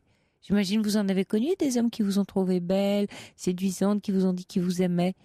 Est-ce qu'ils vous ont comblé comme celui-là comble autre chose? Non, parce que la vérité, même si c'est pas ce qu'on a envie d'entendre forcément, je la trouve belle de toute façon parce que c'est comme ça et qu'il n'y a pas de manipulation, et ça c'est quelque chose qu'on trouve très rarement dans les relations, je trouve. Et donc ça, vous êtes en train de me parler de ce qui compte le plus pour vous. Oui. Ouais. Donc là, vous touchez à l'essentiel. C'est ce qui compte dans la relation. C'est l'honnêteté, le fait que je puisse compter sur lui et que je sais qu'il me dira toujours les choses. C'est ça la priorité, là, aujourd'hui, pour vous, avec un homme? Oui, c'est ça. Parce que c'est vrai que ce qu'il a fait, il l'a fait dès le premier jour. Les gens qui sont normaux, quoi, ils vont essayer de les séduire, de dire ce que l'autre a envie d'entendre, plus ou moins. Et puis, ça prend des mois, voire des années à vraiment voir la vérité. Et avec lui, j'ai eu tout de suite. Et c'est vrai que ça m'a séduit. Oui, donc c'est ce qui compte vraiment pour vous. Donc du coup, maintenant, vous dites, j'aimerais bien maintenant les autres éléments, mais qui semblent contradictoires pour vous, c'est-à-dire la séduction, mais qui pourraient s'apparenter à ce que vous ressentiriez, en tout cas, comme une forme de manipulation ou de mensonge. Oui. Exactement. Donc du coup, ça veut dire que ce qui vous manque sur l'aspect féminin, vous allez lui apprendre à cet homme ce que c'est qu'une femme, à faire avec. Il va apprendre beaucoup avec vous. Je ne sais pas s'il l'a appris avant. C'est quoi les histoires qu'il a eues avant? En fait, il m'a dit que toutes les relations qu'il a eues, c'est exactement ce que je lui ai dit. C'est que je me sens seule. C'est des femmes qui se sentaient seules et qui l'ont quitté. Pas aimées. Il a toujours été quitté. Voilà, et qui l'ont. Ouais. Et c'est vrai qu'on est différents dans les personnalités, dans ce qu'on fait tous les jours. Et je sais qu'on a une conversation, on s'est dit qu'est-ce qu'on a en commun. Et c'est vrai qu'il me disait on n'a peut-être pas assez en commun pour être heureux ensemble, parce qu'il a toujours son côté pratique. Et moi je lui dis j'ai pas besoin de tout faire avec la personne pour être avec elle, quoi. Et c'est aussi pour ça que je suis en train de passer mon permis moto. C'est parce qu'il fait de la moto, donc c'est pour essayer de me connecter avec lui sur certaines choses qu'il aime bien faire et qui ne me déplaisent pas non plus. Mais encore une fois, j'ai l'impression que c'est moi, quoi. C'est pas une impression, c'est une réalité. C'est moi qui fais le pas et c'est vrai que sûrement lui, il en fait, que je vois pas, parce que pour moi, c'est des choses qui sont tellement normales. Et c'est un peu ça aussi la difficulté. Et ça vous coûte? Vous trouvez que vous en faites plus que lui? Quelque chose de normal pour lui va être un effort énorme. Et moi, je vais pas le voir parce que c'est normal. Ouais. Mais que ça vous coûte que vous avez le sentiment que vous faites plus pour lui que lui pour vous, et ça vous coûte? Vous trouvez qu'il y a un déséquilibre? Oui, en fait, ça me met le doute. Ouais. Parce que en fait, on voit aussi dans les actions, dans ce que les gens vont faire pour nous. On voit qu'ils nous aiment, c'est des preuves d'amour. Mais c'est vrai que les scènes sont complètement différentes et c'est vrai qu'il faut que j'apprenne à les lire, il faut que j'apprenne à le connaître. C'est quand même une relation qui est récente. Mais oui, d'abord c'est tout récent. Et puis le couple vit des moments d'alternance. Et c'est ça qui le rend vivant. C'est-à-dire que c'est pas toujours le même ou la même ou les efforts, mais c'est vrai qu'à un moment donné, dans une histoire de vie, il y en a un qui va fournir peut-être, on va dire, un peu plus d'efforts que l'autre, soit sur un environnement de vie, soit là pour vous sur des apprentissages pour pouvoir partager quelque chose ensemble. Mais la roue peut tourner. Le tout étant de continuer à danser, le couple c'est une danse, et de pas figer, c'est-à-dire que ce soit pas toujours à sens unique. Là, la relation est beaucoup trop jeune pour que vous puissiez définitivement dire c'est toujours moi qui fais les efforts, c'est pas en quelques mois. Il se trouve que vous initiez, et sans doute que pour un homme tel que lui, vous êtes une initiatrice, et que si vous êtes là dans la présence, parce que il va grandir, parce que là, lui, c'est un homme qui est dans la peur. Lui, il sait ce que c'est qu'une relation avec une femme, et il anticipe déjà en vous disant, tu sais, comme je vais pas pouvoir te combler, tu vas me quitter. Donc, il est déjà en train de vous tenir ce discours-là, parce que c'est celui qui connaît. Lui, qu'est-ce qu'il sait ? Il sait que de toute façon, ça va pas durer, parce qu'il sera jamais au bon endroit, il pourra pas vous combler, et que c'est toujours ce qu'il a vécu. Il faut aussi que vous teniez compte de son histoire. Il est très fort à voir le plus mauvais scénario. Moi, je regarde toujours le scénario le plus positif, quand je viens dans les conclusions. Et lui, c'est l'extrême. Quel est le pire qui va arriver ? Et moi, quel est le meilleur qui peut arriver ? Et c'est ce que je regarde. Et en même temps, ça m'équilibre, parce que j'ai aussi besoin de son point de vue qui m'aide aussi dans la vie à avancer plus sainement. Ouais. Et peut-être que vous pourriez, du coup, l'aider à arrêter un peu son scénario d'anticipation. Il anticipe. Et de couper net quand il part là-dedans en disant, de toute façon, je sais, je pourrais pas. Dites-lui que c'est à vous de le décider, ça. C'est pas à lui de le décider. Parce que lui, il est dans sa peur, il anticipe quelque chose. Renvoyez-lui ça. Que là, il est en train d'anticiper quelque chose qu'il connaît par cœur, mais qui vous enlève votre liberté en faisant ça. Parce qu'il est déjà en train de poser un diagnostic et en train de dire, voilà, les jeux sont faits et je sais déjà comment ça va se terminer. Il faut que vous lui disiez, non, tu sais quoi, tu vas me laisser une chance parce que moi, je suis active dans la relation et j'ai mon mot à dire. Il faut aussi aller le surprendre, le déstabiliser. Parce que là, vous avez... Et comme le raisonnement, son mental joue à plein, allez aussi sur ce terrain-là. Parce que si vous restez que sur votre...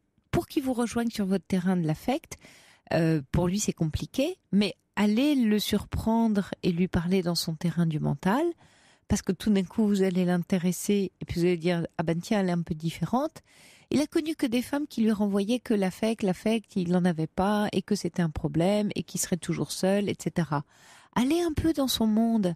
Parce que si vous allez dans le sien, il va tout d'un coup se dire, tiens, le sien, ça doit être intéressant aussi. Ça va l'amener à s'intéresser aux autres, ça va le rendre curieux. Il va être un peu étonné d'une femme qui est capable d'aller lui parler dans sa langue à lui. Il va peut-être avoir le goût d'apprendre la vôtre. Et c'est ça aussi, une histoire de couple dans la différence.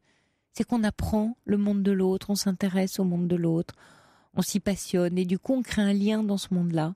Et l'autre dit, tiens, l'autre monde aussi m'intéresse. Et là, c'est unique. Pour moi de savoir quoi dire sans lui donner une angoisse. J'ai compris maintenant qu'il ne faut pas que je lui dise la journée, tiens, ce soir, j'aimerais qu'on se parle, parce que toute la journée, il va s'angoisser. De quoi on va parler ? Maintenant, je ne dis rien et je lui parle directement le soir. Je lui dis, tiens, je lui parle de ce que j'ai envie de lui parler. J'ai du mal à savoir comment lui dire sans lui faire peur ou sans lui mettre l'angoisse ou l'accuser ou j'ai envie de lui demander en ce moment, je vais lui demander est-ce que tu nous projettes dans le futur, et je sais pas, je pense que c'est une question qui va le terrifier. Mais vous avez l'air de beaucoup tenir compte, enfin vous rentrez dans son monde, mais pour au lieu de rentrer dans son monde avec votre authenticité, vous êtes là vous-même à jouer dans le mental et à anticiper. Je dois faire ça, je dois dire ça, et du coup ça crée du contrôle, voilà, dans la relation. Et c'est un peu envahissant pour lui. C'est cette posture-là qui peut le stresser. Soyez beaucoup plus dans votre authenticité. C'est difficile de rentrer dans son monde sans... mais vous le voulez contrôler. Ah oui, mais vous rentrez en voulant contrôler. Quand moi je vous parle de rentrer dans son monde, c'est pas le contrôler, c'est prendre son langage, c'est parler sa langue. Mais c'est pas commencer à essayer de savoir comment il fonctionne, qu'est-ce qu'il parle. C'est lui parler à lui de la façon dont il est capable de vous comprendre. C'est ça, rentrer dans le monde de l'autre. C'est pas rentrer dans le monde de l'autre pour dire je prends les manettes et puis j'essaye de contrôler et de agir ou de parler en fonction de ce qui va fonctionner. Parce que là, il a plus de liberté. C'est très oppressant. Quand je vous parle, moi, de rentrer dans le monde de l'autre, c'est d'aller lui parler son langage, de la raison, du mental, en s'adressant à son intelligence. Sinon, si vous cherchez à contrôler, vous insultez son intelligence. Et là, il va avoir peur. C'est pas tout à fait la même chose. Il y a une auditrice qui dit: j'ai eu la même relation avec mon ami, il n'est pas dans l'affectif, il ne sait pas faire. Quand je lui demande, il se fasse. Je me retrouve totalement en cette auditrice. Et elle ajoute: je suis une super émotive aussi. Mais c'est là où j'essaye de vous faire valoir qu'il y a quelque chose de votre émotion à trouver dans une intelligence émotionnelle. C'est ça qui va vous apprendre. Il y a Florence qui dit: si elle persiste à attendre ce qu'il ne peut pas donner, elle sera frustrée, ad vitam aeternam, qu'elle le prenne comme il est dans sa norme et dans la forme d'amour qu'il lui donne. Ouais. Il y a quelque chose comme ça à trouver pour lui. Est-ce que c'est un gros effort pour lui d'être avec vous alors qu'il sait que vous ne voudrez pas d'enfant, demande un auditeur. En fait, il m'a dit que pour lui, il a confiance en moi et que c'est quelque chose de très rare et qu'il est bien avec moi et que c'est plus important que d'avoir des enfants. Mais alors vous êtes en train de dire la même chose chacun, c'est merveilleux. C'est-à-dire que vous dites: j'ai confiance en lui, je sais que je peux compter sur lui, il ne trahira pas, il est stable, il est honnête. Il vous renvoie exactement la même chose en miroir. C'est exactement ça que vous êtes en train de dire tous les deux. Donc là, il est là votre terrain commun. Vous êtes exactement tous les deux dans ce même endroit d'honnêteté, d'authenticité, de loyauté, de chacun peut compter sur l'autre. Mais à partir de ce moment-là, voilà, vous allez pouvoir explorer.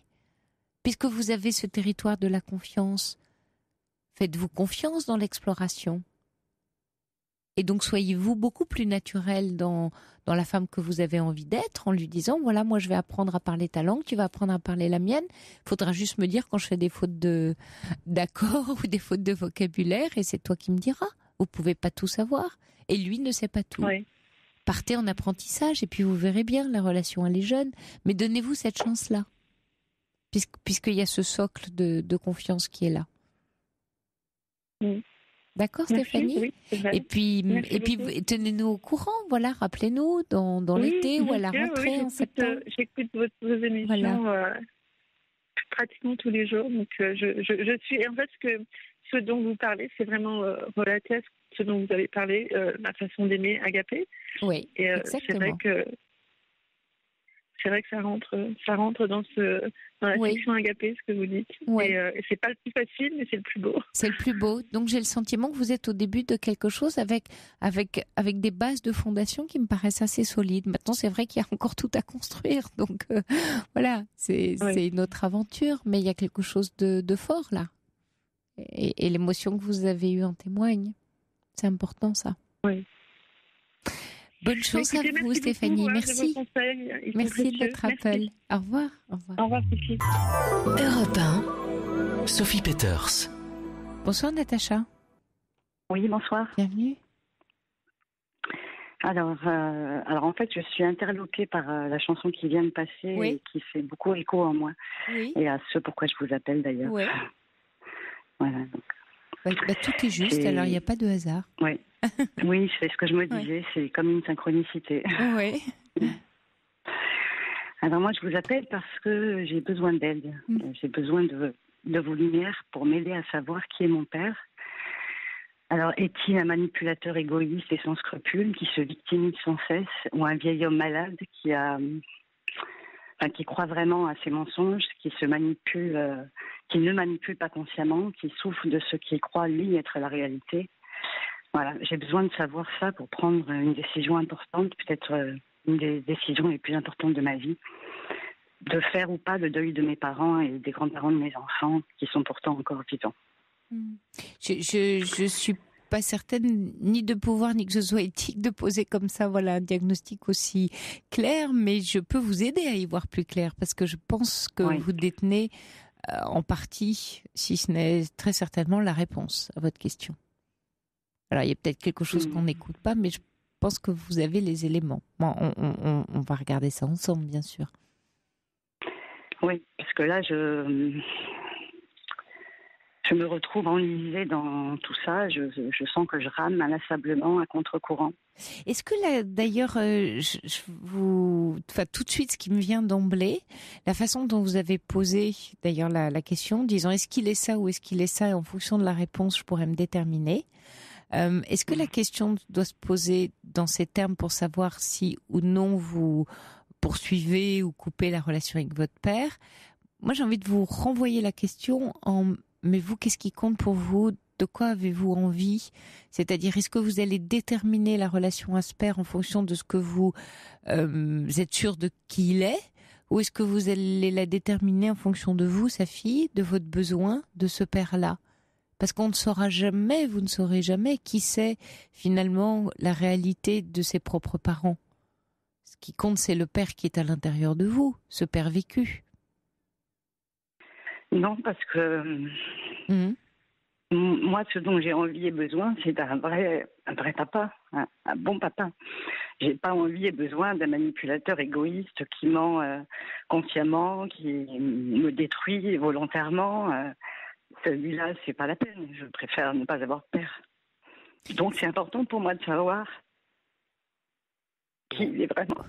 Oui, mais quand je vous entends comme ça, autant en douleur, c'est bien qu'il y a une souffrance qui vient de cette relation et de ce père-là. Alors, il faudrait que vous passiez en force de quelque chose, puisque là, vous avez une vraie réalité, c'est la souffrance que j'entends. Elle est là, votre réalité, à vous. Eh oui, bien sûr. Eh oui. Donc, la façon dont je posais la question, c'est de ce père-là, de quel père moi j'ai besoin, c'est-à-dire de celui que je vis au quotidien. Alors, racontez-moi, vous êtes dans une... Enfin, de quelle façon, d'abord, vous avez besoin d'un père aujourd'hui? En quoi ça compte pour vous, cette relation-là, aujourd'hui? Parce que vous me semblez, j'ai pas votre âge, clairement, mais j'ai pas de famille. Enfin, ma seule famille, c'est une sœur, quoi. C'est vos sœurs. Pour proposer à mes enfants une famille, j'ai qu'une tante. Oui, une sœur. Donc vous avez une sœur. Et cette sœur, ça se passe comment avec votre père? Ça se passe comme avec moi. Elle a coupé également les ponts, sauf qu'elle en souffre moins parce qu'elle est plus en dehors. Il a moins de prise sur elle. Donc voilà, elle arrive mieux à se protéger et du coup, elle en souffre moins. Et votre maman est pas là, plus là, loin? Notre maman, elle est là sans être là. C'est-à-dire qu'elle souffre d'une maladie dégénérative. Donc... Elle se rappelle plus. Oui, donc vous pouvez pas compter de grand chose. Et donc vous êtes une femme seule qui élève ses enfants seule? Alors j'étais une femme seule jusqu'il y a pas très longtemps, il y a 1 an ou 2. Et j'ai surtout eu un mari et le père de mes enfants qui est comme mon père, c'est-à-dire manipulateur, égoïste, infidèle. Et qui nous a abandonnés, sans nous le dire, moi et les enfants, à la naissance du 3e, dans une situation très difficile, puisque on vivait à l'étranger, dans un pays à la limite de la guerre civile. On est rentré un peu en catastrophe. On a atterri chez ma sœur et 10 jours plus tard, il est parti disant qu'il allait faire un entretien d'embauche et pour ainsi dire, il n'est jamais revenu. En fait, il est reparti dans le pays duquel on venait rejoindre une maîtresse prostituée qu'il avait connue là-bas à la naissance de notre 2e enfant. Et qui portait son enfant en même temps que je portais notre 3e enfant. Et donc je me suis retrouvée comme ça, de retour dans une France qui n'est pas mon pays, puisque j'ai grandi à La Réunion, dans une ville où je ne connaissais personne, à part ma sœur, qui elle-même était seule avec ses 3 enfants, dans une ville où elle ne connaissait personne. Et avec une petite de 5 ans, un petit de 1 an et enceinte de 6 mois. Oui, c'est très... Sans travail. Sans travail, oui. sans reconnaissance sociale, sans amis, sans famille. Perdue toute seule. Ouais. Sans identité administrative, parce que je revenais d'années passées à l'étranger. Donc, la CAF, la CPAM, personne ne me connaissait. Ça a dû prendre 6 mois pour que je retrouve une identité administrative. Et entre-temps, j'avais accouché. Enfin bon, une situation excessivement difficile à tous les niveaux. Ouais. Et c'est dans cette situation-là que j'ai compris que le père de mes enfants, en fait, avait déjà refait sa vie et qu'il ne reviendrait pas. Mais j'ai pas pu en parler à ma sœur parce qu'elle se retrouvait elle-même à devoir porter et supporter une maman de 3 jeunes enfants déprimés dans une situation difficile. Oui, alors vous avez gardé ça pour vous. Oui. Et mais puis par-dessus ça tout fait, ça... Ça fait combien de temps, ça, Natacha, vous... Donc ça, c'était il y a 4 ans. Bon, et depuis 4 ans, vous avez été aidée, soutenue, vous avez, je sais pas, non, parlé avec quelqu'un, vous êtes toute seule avec toute cette histoire, là, depuis 4 ans? Alors là, depuis 2 ans, ça va mieux parce que j'ai rencontré quelqu'un d'autre qui est une vraie épaule solide pour moi et pour mes enfants. Oui. Mais ce qui me fait vous appeler ce soir, justement, c'est que j'ai réussi à sortir la tête de l'eau, à me reconstruire, à trouver une activité professionnelle, etc. Et malgré tout, par rapport à surtout mon père, j'arrive pas à être heureuse, à être joyeuse. Ouais. J'arrive pas à ne pas vivre mes enfants comme un poids très très lourd à porter. Vous vivez vos enfants comme un poids très lourd à porter? Oui. Ils ont été tellement lourds à porter quand ils étaient bébés tous, que j'étais toute seule, pas en état. Que même si je vais mieux aujourd'hui et que je sors la tête de l'eau et que je me reconstruis, mes enfants, je n'arrive pas à retrouver ce plaisir d'être mère et je suis tellement fatiguée de les porter que... Oui. Bien sûr. En étant seule au monde et en n'ayant rien d'autre à leur proposer.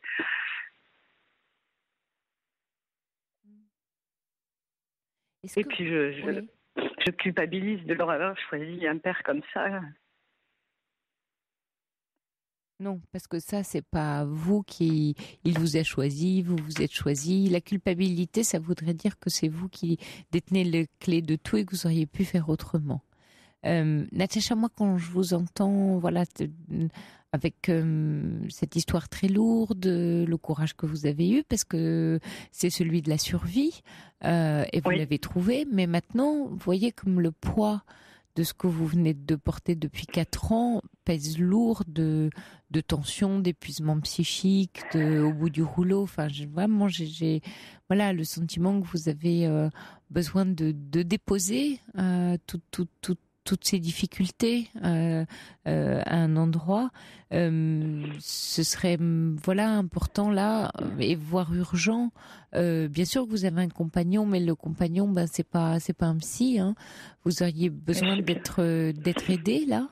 Dans la parole pour aller raconter tout ce que vous avez dû mobiliser à l'intérieur de vous pour tenir, parce que là vous êtes dans un tel état d'épuisement et je comprends tout à fait, hein, et avec votre histoire on le comprend, mais pour retrouver ce plaisir d'être maman, d'avoir un compagnon, ce plaisir dans la vie.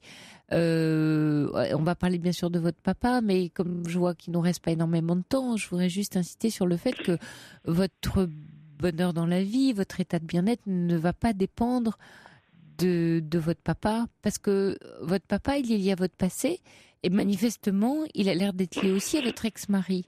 C'est-à-dire qu'il arrive assez souvent, mais qu'on choisisse dans la vie, et là encore, il n'y a pas de hasard, un compagnon qui ressemble étrangement à notre père. Alors, pas tant physique, mais dans quelque chose de beaucoup plus psychologique, dans des formes d'agissement, dans ce qu'on a à vivre, voilà.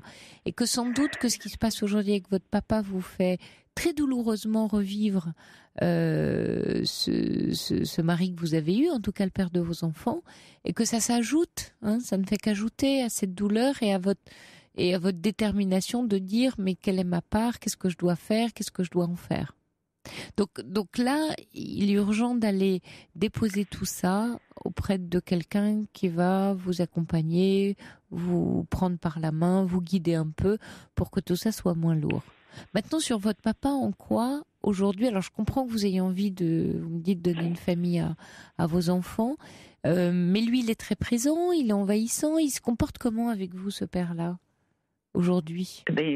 Nous, aujourd'hui, on a une rupture totale depuis 3-4 ans. Donc, c'est arrivé à peu près en même temps que tout ce qui m'est arrivé avec mon mari. Il m'a senti fragile à ce moment-là et il en a profité pour essayer d'asseoir son emprise. Et en fait, avec ma sœur, ça faisait 2 ans, 3 ans qu'on lui demandait d'intervenir auprès de notre mère, parce qu'il est quand même marié, ils vivent toujours ensemble. Parce qu'il l'abandonnait, il avait une maîtresse à 1 heure de chez eux et il l'abandonnait régulièrement des jours et des jours, voire des semaines et des semaines pour aller en voyage avec sa maîtresse ou rejoindre sa maîtresse. Et notre maman était livrée à elle-même, seule au monde, avec sa maladie, avec une hygiène qui ne se fait pas quand personne n'est là pour lui dire de la faire, avec des repas qui se font n'importe quand, avec un traitement qui est mal pris, enfin bon. Et il faisait rien, donc on a décidé avec ma sœur de demander à ce que notre maman soit mise sous tutelle. Il y a eu une expertise médicale qui a été faite par un expert judiciaire qui a effectivement conseillé qu'elle soit mise sous tutelle. Et le juge a finalement mis notre père curateur avec un subrogé curateur. Ouais. Et à partir de là, notre père nous a ruinés, nous a détruites, et il s'est servi du coup de la situation conjugale pour se mettre mon mari, le père de mes enfants, de son côté, lui faire des attestations pour le juge en disant que c'était un père responsable, formidable, qui aimait ses enfants. Il vous a renvoyé, oui, d'accord. Voilà. Et le plus cruel, c'est qu'il nous a privé de notre mère. C'est-à-dire que depuis, on ne la voit plus. Même l'appeler, c'est presque plus possible. Mais pourquoi ? Parce elle n'a donc pas été placée sous curatelle ? Si, mais c'est lui le curateur. Ah. Donc il vous a évincé de la relation avec lui. Voilà. Et aujourd'hui, ma sœur, ça fait 1 an et demi qu'elle a lâché, qu'elle ne l'appelle plus, que moi, régulièrement, j'appelais quand même. J'ai essayé, j'insistais pour appeler notre mère.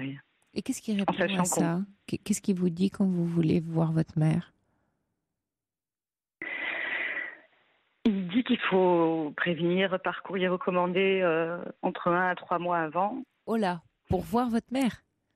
Oui. Et quand on lui dit, mais on est seul avec 3 enfants, on travaille, moi à mon compte. Non, mais il n'y a pas justifié, c'est juste votre mère, point, Natacha. Oui, je sais bien. On est en pleine absurdité, là, un père qui dit ça.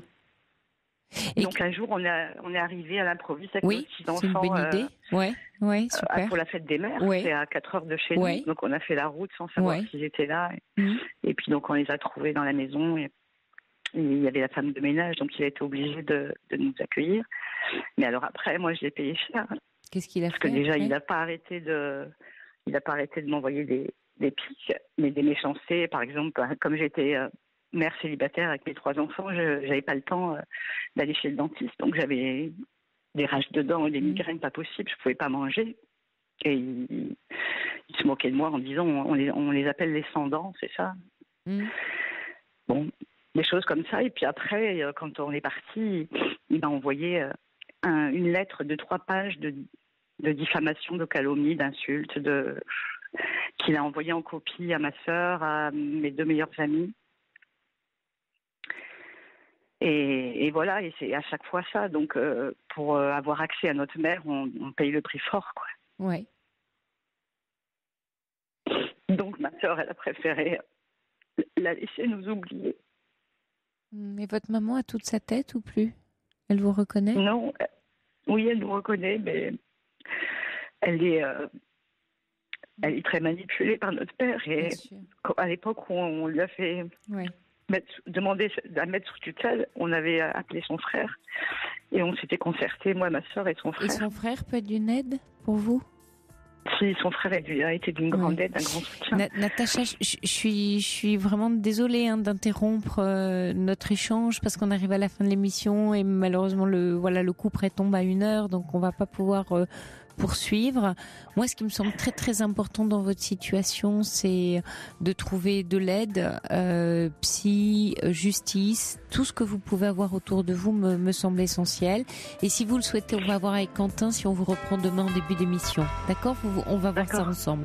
Merci Natacha, courage à vous. Je vous embrasse, passez une bonne nuit.